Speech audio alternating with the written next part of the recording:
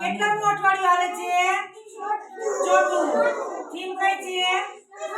હવા. જો આપણે હવા વિશે જાણવાનું છે.